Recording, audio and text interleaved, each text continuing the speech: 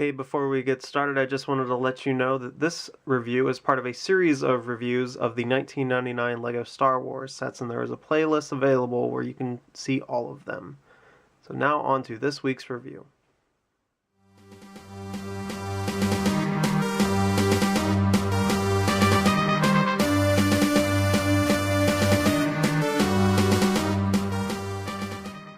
Hey, what's up you guys, it's MCLegoboy here with 7111 Droid Fighter.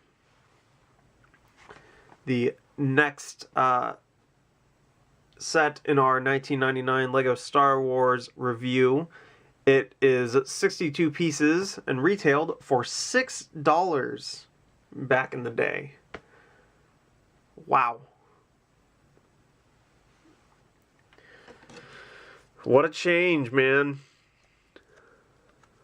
What a big change, you know?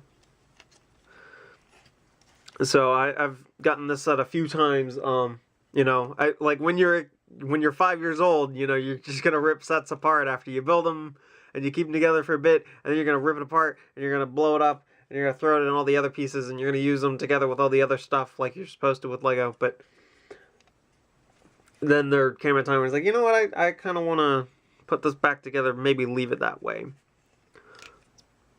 Been a while though. It was like, I don't know. I don't even remember. I don't even remember. I don't know. It might have been 2010. I want to say 2010. Not sure. But yeah, man. This is what it looked like, and actually, let's put it into instruction mode, where you actually build it like that. So this is supposed to be it, just normal flying. Yeah, these big pieces, these big wedge pieces, designed specifically for this set. And I know that they have been used in other sets, but they've been used for a Vulture Droid more than anything else. I also find it interesting that it's called Droid Fighter and not Vulture Droid. Again, like, this is one of those things to where it's like, okay, did they know? Did they not know? And, I mean, it's like, how secretive was Lucasfilm? I feel like they were pretty open about things when it came to Lego and making their toys. Obviously, they're not going to give away big plot details, but, you know, it's like, hey, this is the new fighter. Here, put that in as a set, you know, like, hey, this is what we've got. These are the enemy ships, like, you know. Oh, hey, I just noticed this. Check this out. It used to be different. Feel like this is probably a little sturdier than that, although I do kind of wish that those tubes existed on here, because that might have made for some interesting new connections. Also, a super rare slope on here. Let's see, we got 1, 2, 3, 4, 5 slope. Yeah, pretty weird. Although it goes all the way back until it reaches that. Yeah. So there is no shape that will fit that except for these their own parts, I guess. I don't know.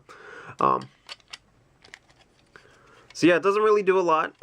Obviously we can split it up into more of the attack mode. And we get to see my favorite piece. I'm pretty sure this is one of my favorite parts in all of Lego. Not just Lego Star Wars, like all of Lego. It has to be the 1x4 with all the technical greebles and stuff in it. And it only ever came in Star Wars sets. Came in this set, the Mos Espa Pod Race, the Gungan Sub, this set, so that makes 4. Right? Hold on, give me a second. I can do this. Alright. So it came in Droid Fighter, came in the Naboo Fighter. So yeah, came in the Gungan Sub, the Mos Espa Pod Race, and Watto's Junkyard. I don't think it came in anything else. It might have, I'm not sure. But it only ever came in like 1999 sets. and specifically like only ones that were for episode 1, which is interesting. So yeah, we got another printed part in here. That little thing, little buttons and stuff, and the final printed part is the face.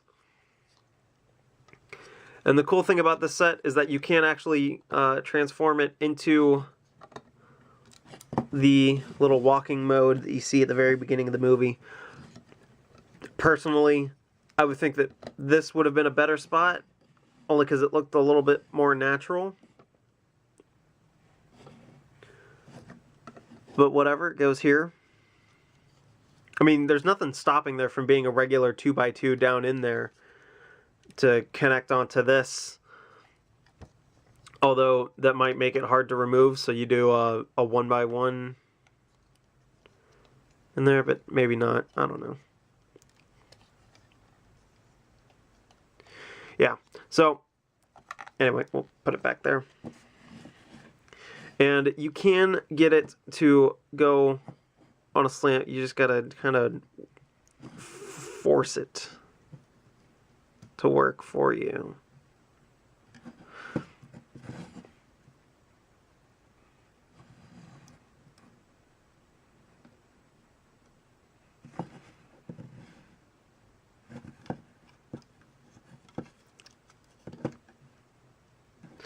I know I had gotten it to work before.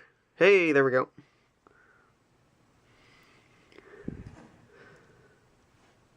So yeah, that's how I have it on display. I've got the Naboo starfighter flying in at the hangar and stuff like that. So